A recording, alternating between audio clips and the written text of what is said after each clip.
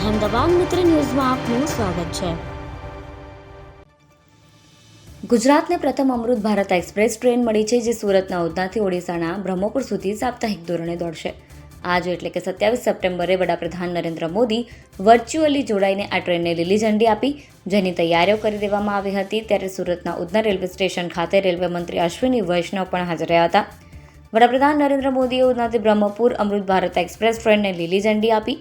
ગુજરાતની પ્રથમ અમૃત Bharat express train Udhna સ્ટેશનથી રવાના થઈ 30 કલાકની સફર કરી ઉધનાથી બ્રહ્મપુર પહોંચશે.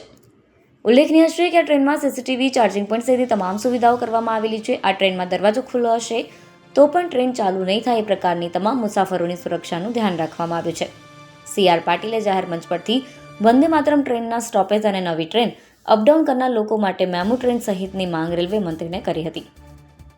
અમૃત ભારત ટ્રેન, જેનો પ્રારંભ સૌપ્રથમ અયોધ્યાથી ગોરખપુર વચ્ચે થયો હતો, એ સામાન્ય વર્ગના મુસાફરોને ધ્યાનમાં રાખીને બનાવવામાં આવી છે.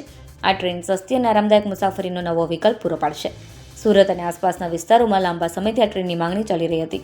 અહીં રહેતા ઓડિશાના હજારો પરિવારોને તહેવારો કે રજાઓ દરમિયાન વતન જવા માટે સીધી ટ્રેનની અછતને કારણે ઘણી મુશ્કેલીઓનો સામનો કરવો પડતો હતો.